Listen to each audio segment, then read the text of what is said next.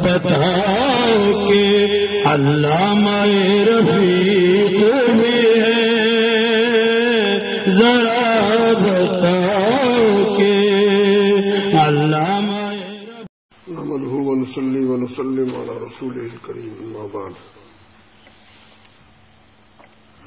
فقد قال رسول الله صلى الله عليه وسلم صل صلاة مودع او كما قال عليه الصلاة والسلام۔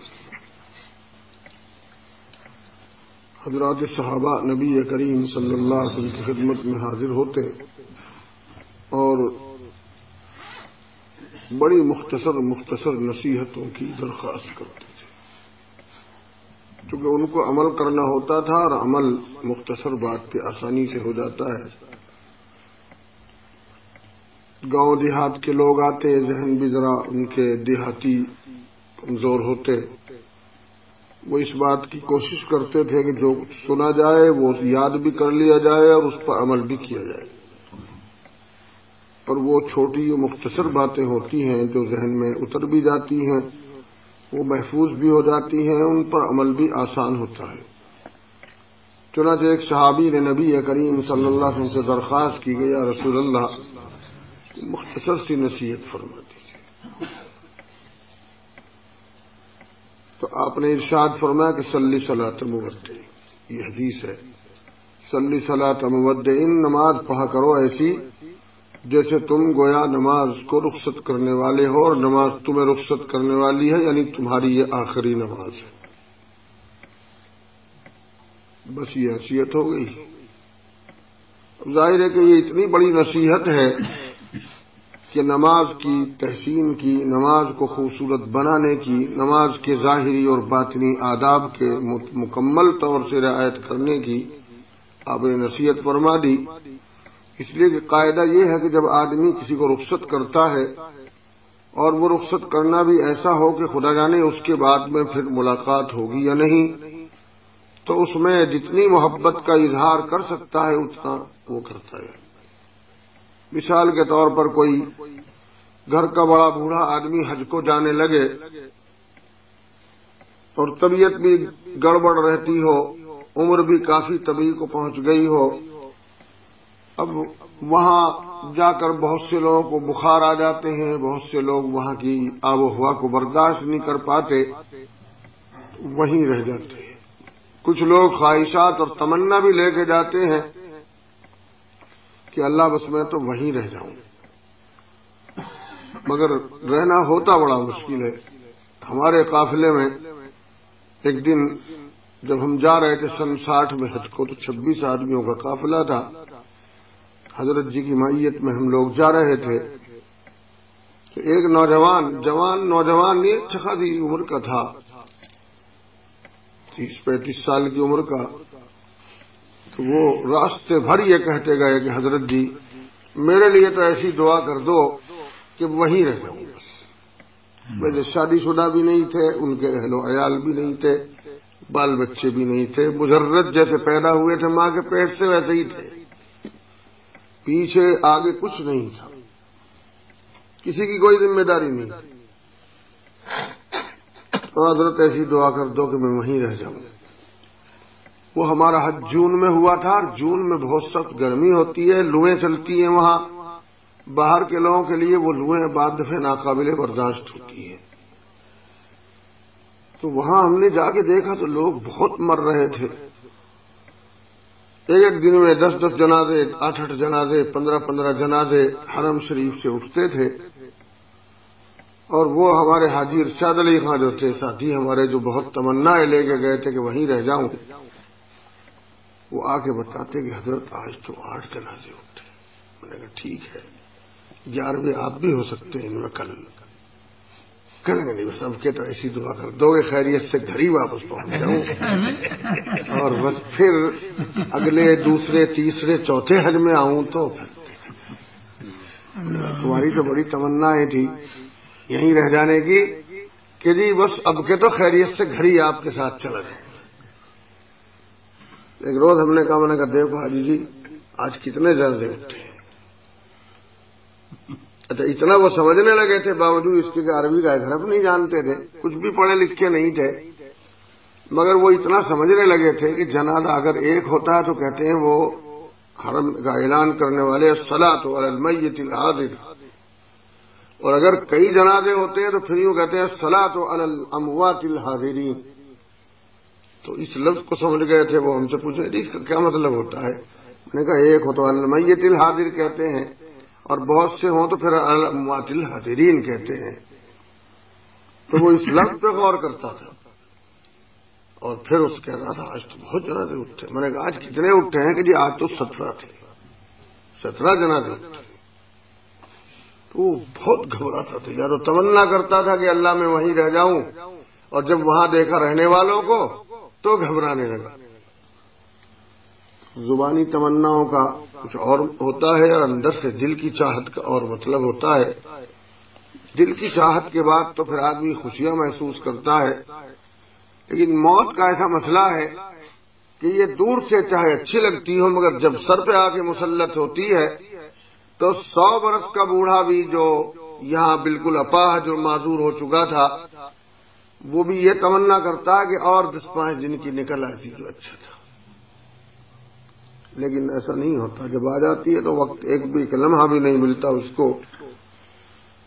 تو آخری نماز جو آدمی پڑھے گا یہ سمجھ کر کہ بھائی اس کے بعد مجھے کوئی نماز پڑھنا نہیں ہے، تو اس کی کوشش کرے گا کہ یہ میری نماز ہر اعتبار سے کامل مکمل حسین و جمیل ہو، لائق قبول ہو، اللہ کے یہاں مقبول ہو جائے، اس بات کی کوشش کرے گا۔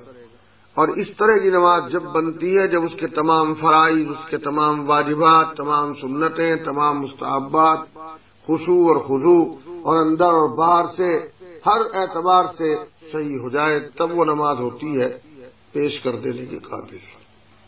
یہ اللہ کا کرم ہے کہ ہماری ٹوٹی پھوٹی نمازوں کو بھی وہ قبول فرما لیں، ورنہ تو نیت باندھتے وقت بھی صحیح بات تو یہ کہ استحضار نہیں ہوتا ہم کو کہ ہم کس کے سامنے نیت باندھ رہے ہیں، اور کس سے قول و قرار کر رہے ہیں، اور کس کے لیے ہم اپنے ہاتھوں کو جھاڑ کر سامنے کھڑے ہو رہے ہیں، اور سجدے ہمارے کس کے قدموں میں ہوں گے، اور یہ جھکنا ہمارا کس کے سامنے ہو رہا ہے، اور ایاک نعبد و ایاک نستعین کا یہ معاہدہ، یہ یہاں مسجد کے اندر میں صف کے اندر ساری جماعت کے اندر کعبے کی طرف منہ کر کے ہم یہ اللہ سے قول و قرار کر رہے ہیں کہ ایاک نعبد و ایاک نستعین۔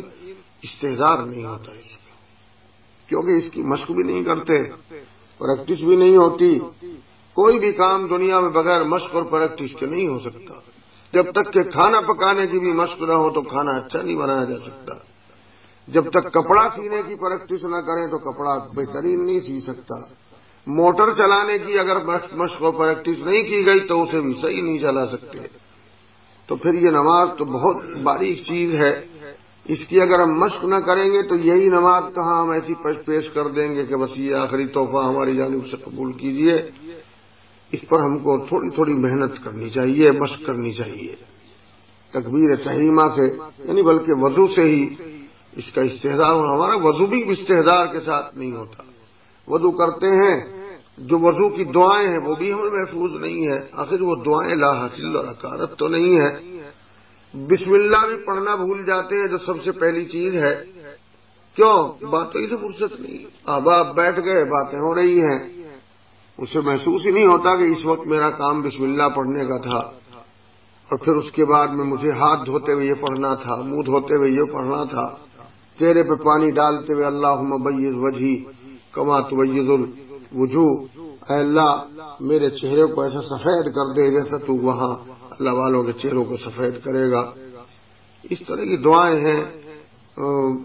جب دانا ہاتھ دھو تو اللہم آتنی بیمینی، اور جب بایاں ہاتھ دھو تو اس وقت کی دعا، جب دانا ہاتھ دھو تو اس وقت کی دعا۔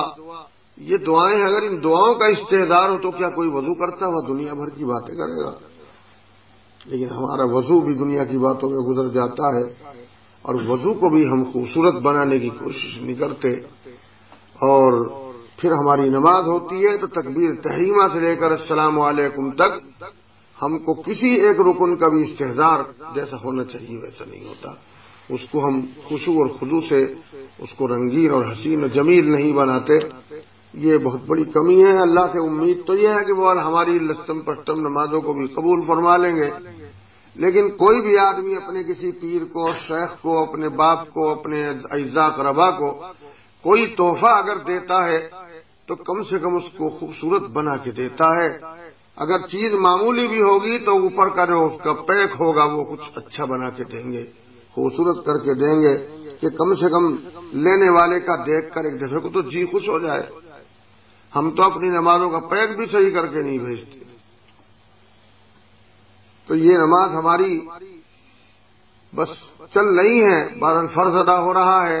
مفتی تو یہی فتویٰ دیں گے کہ فرض ادا ہو گیا، علماء یہی کہیں گے کہ نماز ادا ہو گئی، فرض سے سبکدوشی ہو گئی، لیکن جس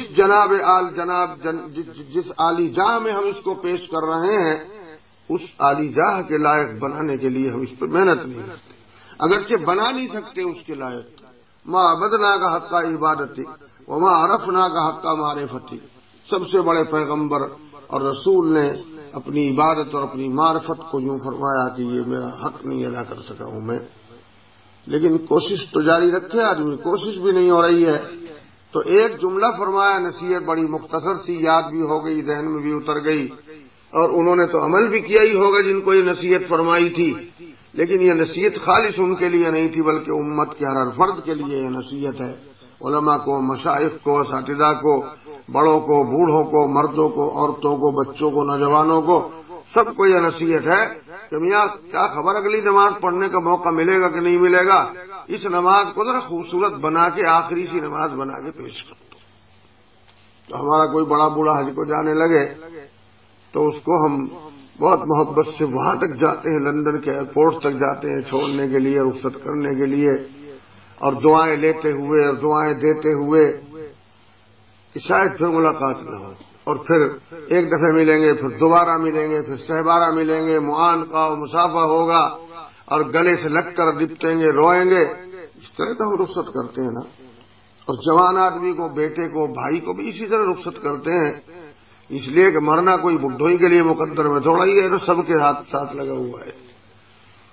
اسی طرح سے گھر سے جب ہم بیٹی کو، بہن کو دلہن بنا کے رخصت کرتے ہیں اس کی شادی میں، جبکہ وہ رخصت ہو کر کہیں دور کے شہر میں بھی نہیں جاتی، بعض دفعہ تو اپنے ہی شہر میں، بستی میں، قریب کے پڑوس میں، گلی میں چلی جاتی ہے، لیکن بہرحال اسے گھر بدلنا پڑتا ہے، اس گھر سے اس کو دوسرے گھر میں جانا پڑتا ہے، تو یوں ہی انہی پرانے کپڑوں میں تھوڑی بھیج دیتے ہیں اس کو۔ غریب سے غریب آدمی بھی کم سے کم رخصت کرنے کے بعد اس کو نیا جوڑا بنا کے دے گا، نہلا کے، دھلا کے، ہر طرح سے اس کو آرائش کر کے، اس کی زیب و زینت کر کے، اور اس کو پھر وہاں ڈولے میں بٹھا کے یا گاڑی میں بٹھا کے یا گود میں بٹھا کے اس کو دوسرے کے گھر تک، وہاں تک پہنچاتے ہیں جہاں اس کو ہمیشہ رہنا ہے، یعنی ہمیشہ اس دنیا کے اعتبار سے، ورنہ ہمیشہ تو کسی کو رہنا نہیں ہے، لیکن بہرحال وہاں امید یہ ہے کہ اس گھر سے زیادہ رہے گی اس گھر میں۔ باپ کے گھر میں تو 16-17 سال تک رہی، اور وہاں تو 27 اور وہ تو 70 سال تک بھی رہ سکتی ہے، اور 100 سال تک بھی رہ سکتی ہے۔ بہرحال اس گھر میں جس کو میاں کا گھر کہتے ہیں اسے سجا بجا کے بھیجتے ہیں، خوبصورت بنا کے بھیجتے ہیں، کیوں رخصت کر رہے ہیں اس کو۔ آج ہم اس کو اپنے گھر سے رخصت کر رہے ہیں، تو رخصت کرنے کے دن اس کو حسین جمیل بنا رہے کہ نہیں بنا رہے؟ تو اگر ہم اس نماز کو آج رخصت کر رہے ہیں، اور ہو سکتا ہے کہ پھر اس نماز سے ہماری ملاقات نہ ہو اور کوئی وقت نماز کا ہم کو نہ ملے، تو کم سے کم اتنی محنت تو کریں اس نماز پر جیسے اپنی بیٹی یا بہن کے دلہن بنانے پر محنت کرتے ہیں۔ اتنی نہ کریں تو 10واں حصہ تو کریں، 10واں نہ کریں تو 100واں حصہ تو کریں کم سے کم، لیکن یہاں تو 1,00,000واں حصہ بھی محنت نہیں ہوتی ہر نماز پر۔ یہ سمجھتے تو پھر زور کے وقت آئیں گے، تو روز کا کام ہی ہے۔ اب دیکھو نمازوں میں فرق دیکھ لو، یہ جو عید کی نماز آتی ہے یہ سال بھر میں ایک دن آتی ہے، اسے کچھ تھوڑا سا خوبصورت بنا لیتے ہیں، کچھ تو اللہ میاں نے اسے خوبصورت بنا رکھا ہے، تکبیرات زائدہ اس میں لگا رکھی ہیں، ان سے اس میں ایک زینت پیدا ہو جاتی ہے، نماز میں اس کا زیور بن جاتا ہے، نماز میں حسن و جمال پیدا ہو جاتا ہے۔ اور ویسے ہم بھی اس نماز کو ذرا ٹھیک ٹھکانے کا کرنے کی کوشش کرتے ہیں، نہاتے ہیں، کپڑے بدلتے ہیں، خوشبو لگاتے ہیں، پھر بستی چھوڑ کر باہر نماز پڑھنے کے لیے جاتے ہیں، اور اس کو بہرحال جہاں تک ہو سکتا ہے خطبے سے، تکبیرات سے، دعاؤں سے، التجاؤں سے، خشوع سے، خضوع سے، کسی نہ کسی انداز سے نماز کو ممتاز کر دیتے ہیں۔ کیوں؟ سال بھر کی نماز ہے، خدا جانے اگلے سال کی مل سکے گی کہ نہیں مل سکے گی۔ اور یہ ظہر فجر کی نماز جو ہم نے پڑھی ہے، اس میں تو ویسے ہی اٹھ کے چلے آئے، ہلکا سا منہ دھو لیا، وضو بھی ٹھیک سے پورا نہیں کیا، اس لیے کہ کئی دفعے تو رات کو وضو کر چکے ہیں، اب فجر کی نماز اسی وضو سے پڑھ لیں گے جو رات تہجد کی تھی۔ اور اگر رات کو عشاء کے بعد سونا ہی نہیں ہوا تو چاہے اس وضو سے ہم نے نمازوں کے ساتھ ساتھ خرجنے اور دنیا بھر کے ایران توران کے قصے بھی اسی وضو سے پورے کیے، مگر اسی بودے پرانے وضو سے اٹھا کے فجر کی نماز پڑھ لیتے ہیں۔ یہ خیال نہیں ہوتا کہ نماز پڑھ رہا ہوں، اگرچہ پہلا وضو بھی موجود ہے، لیکن وضو پر وضو اگر کیا جاتا ہے تو اس کے لیے 10 نیکیاں لکھی جاتی ہیں، 10 گناہ مٹ جاتے ہیں، 10 درجے بلند ہو جاتے ہیں اگر فرض نماز کو کوئی تازہ وضو سے پڑھتا رہے۔ بعض بزرگوں کا یہ معمول ہوتا ہے کہ اگرچہ ان کا پہلے سے بھی وضو رہتا ہے، ہر وقت باوضو رہنے کی بھی وہ کوشش کرتے ہیں، مگر جب فرض نماز پڑھنے کا وقت آتا ہے تو تازہ وضو کر لیتے ہیں۔ اس سے انشراح پیدا ہوتا ہے، انبساط پیدا ہوتا ہے، طبیعت میں تازگی پیدا ہوتی ہے، خشوع اور خضوع آ جاتا ہے، نماز کا ذوق اور شوق بڑھ جاتا ہے۔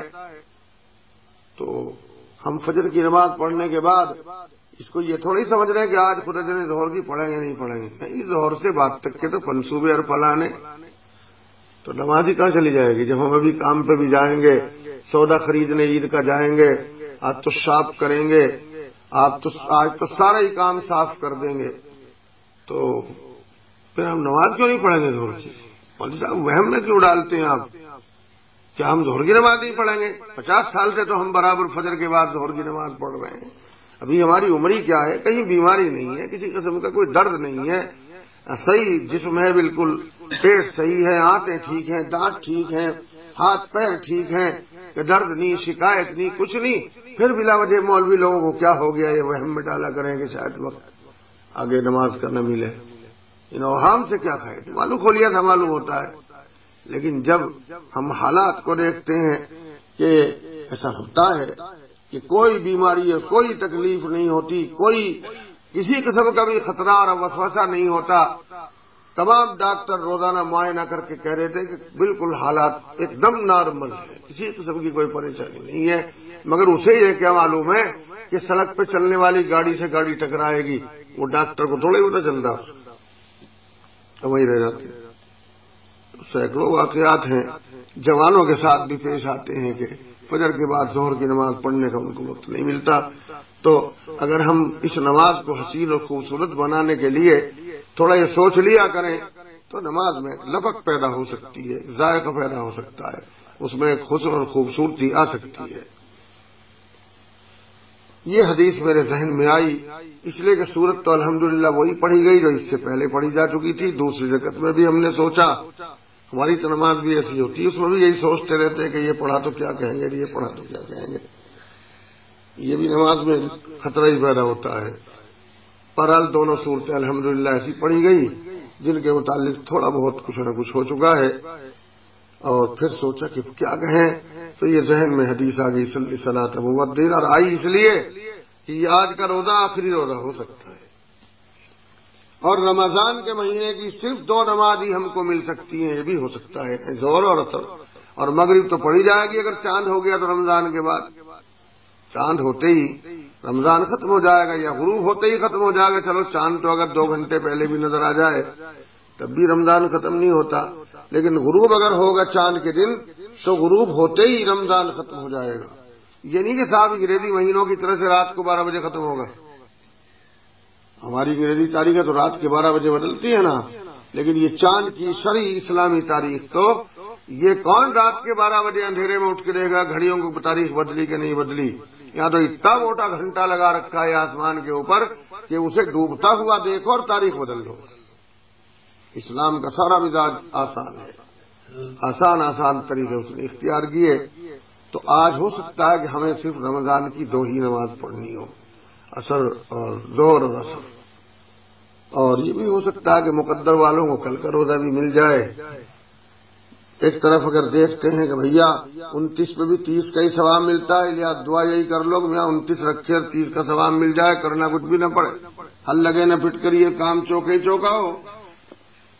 اور اگر یہ دیکھیں کہ بہت دن سے 29 کے رمضان رکھتے چلے آئے ہیں، آج چلو 30 کا ہی ہو جائے اس سال، تو یہ دعا بھی کر رہے ہوں گے۔ بہت مشکل ہے یہ دعا کرنا کہ کل کا بھی روزہ ہو جائے، لیکن ہو سکتا ہے، دل چاہ رہا ہو کہ کل کا بھی روزہ رکھ لیں تو اچھا ہے۔ تو بہرحال یہ روزہ آخری بھی ہو سکتا ہے، اور اگر آخری نہیں تو آخری کا پڑوسی تو ضرور ہے، کل تو ہے ہی آخری، تو آخری کا پڑوسی ہے۔ تو اس روزے کو ہم اتنا شاندار بنا دیں، خوبصورت بنا دیں کہ اس کو ہم یوں کہہ سکیں کہ اللہ تیری خدمت میں، تیری جناب میں یہ میں روزہ لے کے آیا ہوں، اس کی ہر چیز میں نے خوبصورت بنائی ہے۔ آج کے دن میں کسی کی غیبت نہیں کروں گا، کسی کو برا نہیں کہوں گا، آنکھ کو غلط استعمال نہیں کروں گا، کان سے کوئی غلطی نہیں کروں گا، ہاتھ پیروں سے بالکل کوئی چوکنے کا کام ہی نہیں کروں گا، چاہے مجھے صبح سے شام تک سونا ہی پڑے اس کام کے لیے۔ سوتے ہوئے تو ہو ہی جائے گا، اس لیے کہ اگر جاگیں گے، سوسائٹی بیٹھے گی، دوست بیٹھیں گے، احباب بیٹھیں گے، تو اب کوئی صحیح باتیں تو سب کو ہر وقت کرنے کے لیے ملتی نہیں ہے، وہ ایران توران کی نہیں کریں گے تو کیا کریں گے؟ اور اس میں خدا جانے کس کی برائی، کس کی غیبت، کس کی چغلی ہو جائے گی، اور یہ روزہ ہمارا اچھا خاصا خراب ہو جائے گا۔ تو یہ آخری روزہ جو ہے ہم اسے آج شان کا بنانے کی کوشش کریں کہ یہ اللہ کی جناب میں پیش کرنے کے لائق ہو سکے، اور اس طرح سے ہو جائے گا یہ۔ اور تھوڑا سا حصہ تو اس کا گزر بھی گیا خوبصورتی سے، یعنی شہری کا حصہ گزر گیا، اس وقت اگر دعا نہ، اس وقت اگر نیت نہ کی ہو تو اب کر لیں، وہ بصواب غدین نوے تو کل کے روزے کی اللہ کے لیے میں نیت کر رہا ہوں، اس لیے کہ اللہ نے ہم جیسے بھولنے والوں کے لیے بڑی سہولتیں دی ہیں کہ دوپہر سے پہلے نیت کر لو تو ہو جاتی ہے۔ ہاں اگر دوپہر بھی گزر گیا اور ظہر کے وقت خیال ہے نیت تو کی نہیں، تو اب نیت سے کچھ نہیں ہونے کا، روزہ تو رکھنا پڑے گا مگر فرض ادا ہونے کا نہیں، پھر قضا کرنی پڑے گی۔ نیت ضروری ہوتی ہے روزے کے لیے، اور فرض روزوں کے لیے، رمضان کے روزوں کے لیے رات سے نیت کرو تو روزے میں خوبصورتی اور خوبی پیدا ہوتی ہے، طاقت اور پاور اس کا بڑھ جاتا ہے، اور اگر دوپہر تک بھی نیت کر لو تو فرض کے ادا ہونے کے لائق پھر بھی کام چل جاتا ہے، لیکن اس وقت تک بھی نیت نہیں کرتے۔ اور کچھ مسئلہ بھی یوں معلوم ہے کہ جب شہری کی ہے تو بس نیت ہی تو ہو گئی، اور کیا ہو گیا، وہ شہری تو ہے ہی نیت، لیکن خالی ذہن شہری بھی کر لی اور خالی ذہن پڑے رہے اور باتیں ہوتی رہی اور شہری کا وقت بھی ختم ہو گیا اور ہم سمجھے کہ شہری سے نیت ہو گئی، حالانکہ دل میں خیال تک نہیں گزرا روزے کا، بس شہری کی تو عادت پڑ رہی ہے، وہ ہو گئی تو نہیں روزہ ہونے کا۔ وہ تو دل میں خیال کا آنا، دل میں ارادے کا آنا ضروری ہوتا ہے نیت کے واسطے، نماز کے لیے بھی، روزے کے لیے بھی، زکوٰۃ کے لیے بھی، حج کے لیے بھی، اور اس میں بھی ہم روزوں کی نیتوں میں بھی بڑی کمزوری دکھلاتے ہیں۔ تو نیت کا وقت بھی گزر گیا، شہری کا وقت بھی گزر گیا، فجر کی ایک نماز کا وقت بھی گزر گیا، اب اشراق اور چاشت والی نمازیں بھی آئیں گی مگر وہ سب پہ نہیں آتی، وہ تو بعض بزرگوں پہ آتی ہیں، اور اس کے بعد پھر ایک بہت لمبا کام ہمارے سامنے آئے گا، اور وہ ہے منہ پہ لیا پلہ اور میں جانوں میرا اللہ اور آگے خیر صلی اللہ۔ وہ وقت جو آتا ہے ہمارا، جو سونے کی طرح سنہرا وقت ہوتا ہے، اور اس میں کوئی دنیا بھر کی فکر نہیں رہتی، نہ بیوی کو میاں کی، نہ میاں کو بیوی کی، نہ اہل و عیال کی، نہ دکانوں کی، نہ شاپوں کی، نہ موٹروں کی، نہ استادوں کی، نہ جنت کی، نہ دوزخ کی، کوئی فکر نہیں ہوتی، اور ایسا سما ہوتا ہے جیسے کوئی جنت میں ہی پہنچ گئے ہیں۔ اور 1 گھنٹہ، 2 گھنٹہ، 4 گھنٹے، 5 گھنٹے اللہ کے بندو، ظہر کی نماز 1:30 بجے ہوگی، کیوں اٹھا دیا ابھی سے؟ اگر بیچ میں کوئی فون بھی آ جائے کہ میں تو فون آتے ہی رہتے، اٹھا کے کتنا رکھو اس کو، کم سے کم سونے دو، آج آخری روزہ ہے، آخری روزے کا سونا بھی بڑھیا ہوتا ہے، تو اب سوئیں گے بھی ہم، اس سونے میں یہ روزہ بہت ساری آفتوں سے بچا رہے گا، جاگتے ہوئے روزے پہ بہت ساری آفتیں آ جاتی ہیں، اور سوتے ہوئے روزہ بڑا خوبصورت بنتا چلا جاتا ہے۔ اور یہ اللہ کی عجیب حکمت ہے کہ یہ روزہ ہی ایک ایسی عبادت ہے جو سونے میں خوبصورت بنتا ہے، اور اگر نماز میں کوئی سو جائے، نماز بھی گئی، بعض دفعہ تو نماز میں اگر سو گیا تو وضو بھی گیا، اور بعضوں کا تو غسل بھی جا سکتا ہے۔ ہمارے ساتھی تھے تعلیم کے زمانے میں، وہ کہا کرتے کہ صاحب مجھے نیند آ جاتی ہے سبق میں بیٹھے بیٹھے، مجھے غسل کی عادت ہو جاتی، ایسا کیا اللہ کے بندے ہجی ہو جاتا ہے، ایسا میں کیا کروں، خواب آ جاتا ہے تو کتنا گہرا سوتا ہوگا وہ سبق میں بیٹھے ہوئے. اور کمال یہ تھا، مشق ایسی تھی کہ استاد پہ ظاہر ہی نہیں ہوتا تھا کہ یہ مولانا صاحب سو رہے ہیں، اور سو بھی لیے اور خواب بھی ہو گیا اور سارے کام بھی ہو گئے. تو نماز تو نہیں ہو سکتی نہ سوتے ہوئے، وضو کا خطرہ، سارے جسم کا خطرہ ہو جاتا ہے. لیکن روزہ ایک ایسی عبادت ہے کہ اس میں سونے سے روزہ سونے کا ہو جاتا ہے، بڑھیا ہو جاتا ہے. تو یہ روزہ ہمارا آخری ہو سکتا ہے. اس کی 2 نمازیں جو رہ گئی وہ آخری نمازیں ہو سکتی ہیں. اب ان نمازوں سے ہم کو کتنا پیار ہونا چاہیے، قیمتی ہے نا یہ نمازیں. تو یہ جو 2 نمازیں اور ہم پڑھیں گے رمضان میں، اگر آج چاند ہونے ہی والا ہوا تب بھی 2 نماز رمضان میں پڑھیں گے، وہ قیمتی ہے کہ نہیں ہے؟ ایک ایک نماز کا وزن وہ 70 نمازوں کے برابر ہوگا نہیں؟ اب 2 نمازوں کے 140 نمازوں کا وزن ہو جائے گا نہیں؟ اب 11 مہینے تک ہم یہ ڈھونڈتے پھریں کہ اس بھاؤ کی کہیں نماز مل جائے، تو یہ نہیں ملنے والا ہے. اگر آج آپ کے پاؤنڈ کی قیمت مثلا 100 روپے ہو جائے ہندوستان کے، آج ہی لوگ کتنا کاروبار کریں گے اس سے. کل کو تو خدا جانے 10 ہی بھاؤ رہ جائے گا، 100 کا بھاؤ ہو گیا ہے. جو کچھ کرنا ہے آج کر ڈالو. تو آج ہمیں معلوم ہے کہ آج کی یہ 2 نمازیں ہماری 70 کے بھاؤ میں جائیں گی، لیکن ان کی بھی ہم کو پرواہ نہیں ہے کہ ان کو بھی 70 کے بھاؤ کے لائق بنا دیں. اور یہ تو یقینی اور قطعی بات ہے، رسول اللہ صلی اللہ علیہ وسلم نے ارشاد فرمایا ہے، حدیث صحیح سے ثابت ہے کہ رمضان کے فرض 70 فرضوں کے برابر ہو جاتے ہیں. اور آج تک اگر ہم نے کوئی زکوٰۃ وغیرہ نہیں دی ہے تو چاہے آج دینے کا کوئی موقع نہ ہو، لیکن الگ کر کے نیت کر کے تو رکھ ہی سکتے ہو نا. آج اگر آج ہم نے اپنی زکوٰۃ کو، اپنے فطروں کو اور دوسرے عطیات اور نوافل کو اگر ہم نے اپنے مالوں سے الگ کر کے چاہے اپنی جیب میں ہی رکھ لیا، گھر میں ہی رکھ لیا، جب موقع ہوگا جب دیں گے، لیکن اگر گھر میں اٹھا کر الگ نیت کر کے بھی رکھ لیا ہے تو اللہ تعالیٰ کے بازار میں آج اس کا بھی بھاؤ 70 گنا ہی ہو جائے گا. تو کتنی فروگزاشت ہو رہی ہیں ہم سے، آج کے دن کے بھی حق نہیں ادا ہو سکیں گے. آخری روزہ، آخری رمضان کی نمازیں، ان کی آخری یہ قیمت، نفلوں کا بھاؤ آج فرضوں کے برابر، فرضوں کا بھاؤ 70 فرضوں کے برابر. اور یہ سب اگر غفلت کا شکار ہو گیا تو اس کے معنی یہ ہوئے کہ یہ مارکیٹ کو ہم نے نہیں سمجھا ہے. ایک روز ہم ایک ایسے بازار سے گزرے جہاں نمائش بھرتی ہے، نمائش بھی بھرتی ہے، بڑا میلہ ہوتا ہے. کہیں نوچندی، جیسے میرٹھ کی نوچندی مشہور ہے، ہمارے یہاں مظفر نگر کی نمائش مشہور ہے. اس میں لوگ بہت سامان لا کے بیچتے ہیں، خریدنے والے بھی بہت آتے ہیں اور بیچنے والے بھی بہت آتے ہیں. اور جو اس کی تاریخیں ختم ہونے کے قریب ہوتی ہیں، اس بازار کا مال سستا ہوتا چلا جاتا ہے. ایک روز ہم اتفاق سے یوں ہی گزر رہے تھے اس بازار سے، اور وہ آخری تاریخ تھی اس میلے کے ختم ہونے کی. تو بڑی اچھی اچھی عمدہ قسم کی پلیٹیں اور عمدہ قسم کے برتن اور عمدہ قسم کے کھلونے وہ اس قدر سستے بک رہے تھے کہ 1-1 روپے میں گٹھڑی بن رہی تھی، تھیلے بھر بھر کے دے رہے تھے. وہ کیا قصہ ہے کہ جی بس آج میلہ ختم ہو جائے گا، جو کچھ بچ رہا ہے مال آج سارا دے کے جائیں گے، چاہے مفت دینا پڑے، واپس تو لے جانا ہی نہیں اس کو. آج تو دنیا کی مارکیٹ میں، دنیا کے بازار میں آخری تاریخ کے اندر وہ بیوپاریوں کا مال سستا ہو جاتا ہے. تو پھر اللہ تعالیٰ کا بھی آج یہ اس میلے کا، اس مارکیٹ کا یہ آخری دن ہے. آج اللہ کا مال کتنا سستا اور کتنی کم قیمت پر بک رہا ہوگا. اور وہ لوگ بہت ہوشیار ہیں جو آج اس مارکیٹ کے آخری دن میں اپنے اعمال کی قیمت بڑھا لیں گے اور اللہ سے زیادہ اس کی قیمت وصول کر لیں گے. تو یہ کب ہوگا؟ جب ہمیں اس آخری روزے کا استحضار ہوگا کہ یہ آخری روزہ ہو سکتا ہے، کل کا خدا نہ ہو نہ ہو. اور تو اس روزے کو ہم آخری روزہ بنائیں اور کم سے کم اتنا حسین بنا لیں جیسے دلہن کو حسین بنا کے بھیجتے ہیں. یا کسی کو اپنے گھر میں کوئی بڑا بوڑھا 100-200 سال کا ہو کے اگر مر گیا ہے، اس کی جنازے کو ہم آج تجہیز و تکفین کر رہے ہیں، تو ظاہر ہے کہ اس کے تجہیز و تکفین میں ہم تھوڑی سی محنت تو کر ہی لیتے ہیں.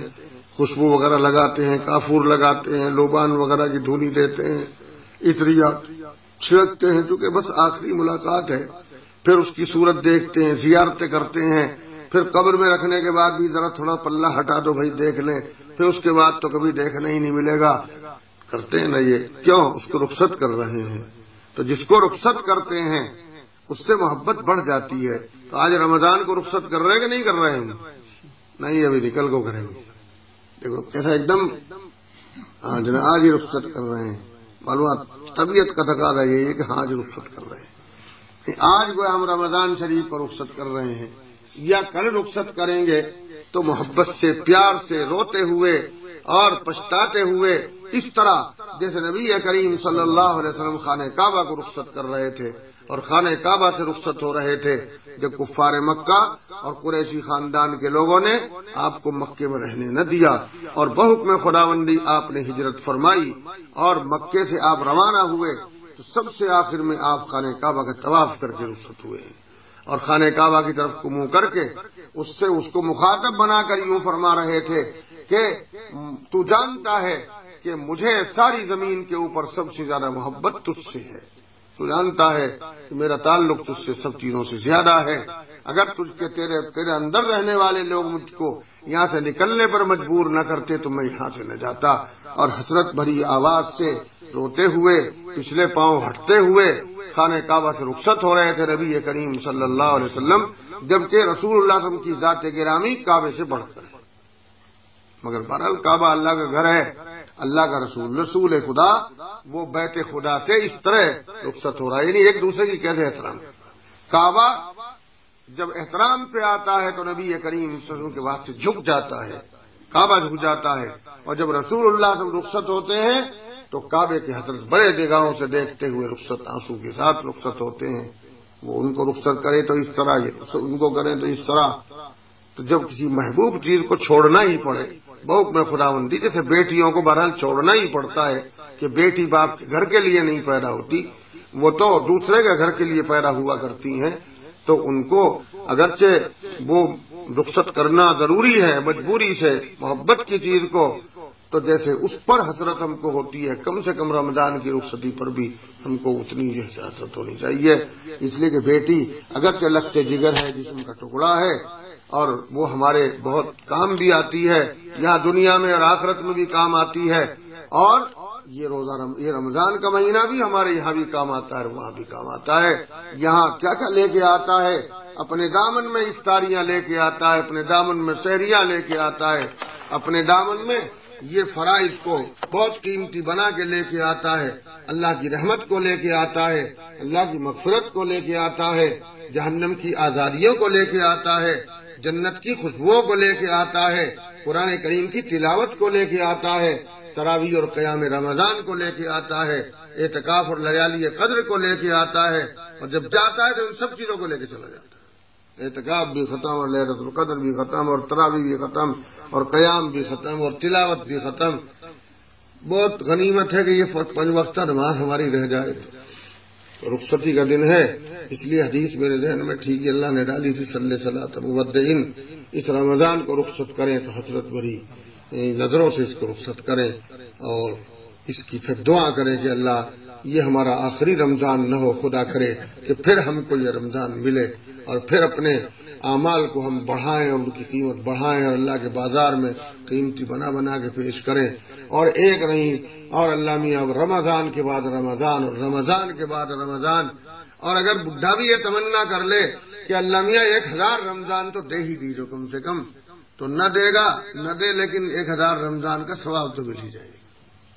اگر ریت کے تودے کا خیال کر لیتا کہ اللہ اگر یہ آٹے کا بن جائے تو میں سب کو تیرے رستے میں صدقہ کر دوں، تو اللہ نے اس زمانے کے نبی پر یہ پیغام بھیجا کہ اپنے اس آدمی کو کہہ دو کہ یہ ریت کا تودا تو ہم آٹے کا نہیں بنائیں گے، ہماری حکمت کے خلاف ہے، لیکن اتنا ضرور کریں گے کہ تجھے اتنا ہی آٹا صدقہ کرنے کا ثواب ہم نے دے دیا ہے.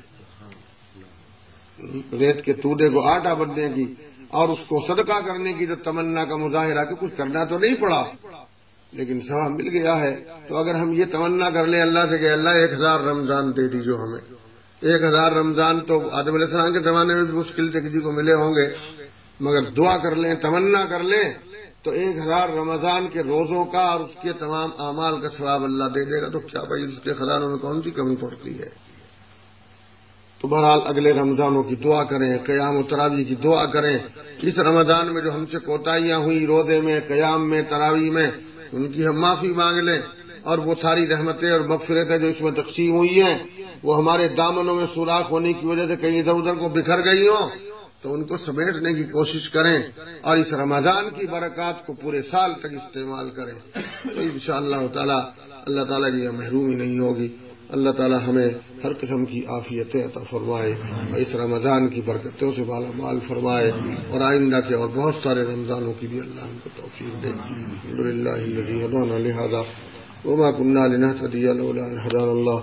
اللهم صل على سيدنا ومولانا محمد وعلى ال سيدنا ومولانا محمد وبارك وسلم. اللهم ربنا ظلمنا انفسنا وان لم تغفر لنا وترحمنا لنكونن من الخاسرين. اے اللہ ہمارے گناہوں کو معاف فرما، خطاؤں کو درگزر فرما.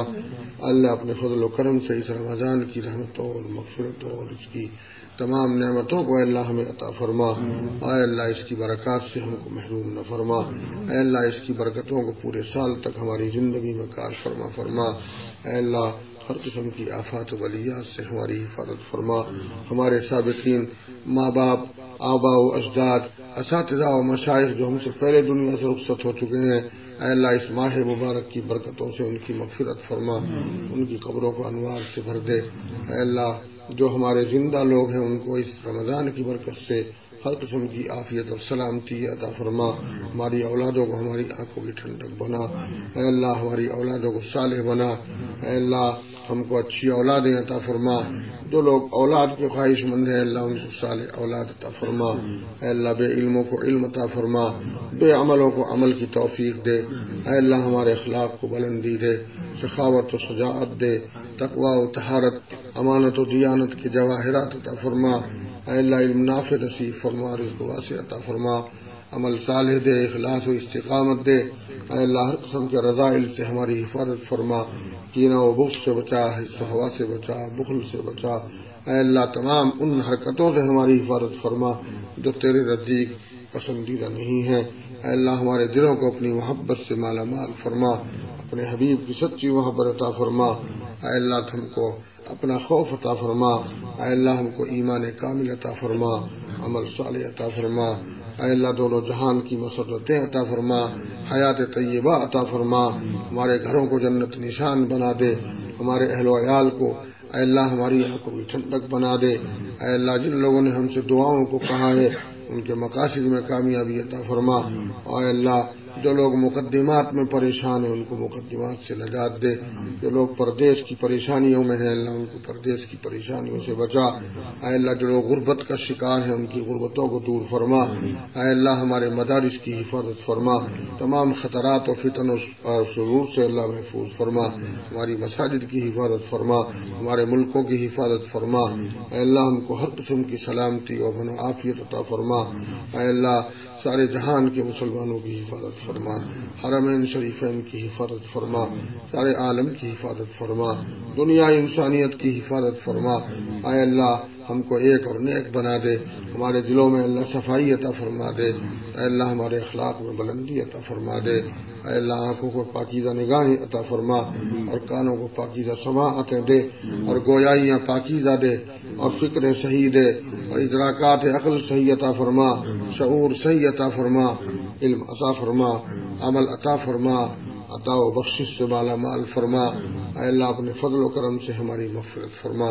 جب تک زندہ رہیں تو اتباع سنت کے ساتھ اسلامی زندگی دیجو اور جب وقت آخر ہو تو اللہ کلمے کے ساتھ ایمانی موت دیجو. ربنا وتقبل منا انك انت السميع العليم وتب علينا انك انت التواب الرحيم. سبحان ربك رب العزة عما يصفون، السلام على المرسلين والحمد لله رب العالمين. بھائی بیٹھے ہیں ہمارے، سارا کچن ہم پہ قربان رہا. یہ پھل آ رہے ہیں، فروٹ آ رہے ہیں، کیا کیا آ رہا ہے نام بھی نہیں جانتے، ایسی چیزیں لاتے رہے روز. ساری رات رس جگہ رہا، خوب کھانے پینے کے مسئلے رہے، کلو وشربو پہ عمل ہوتا رہا. رہے تو قرآن شریف میں ہی.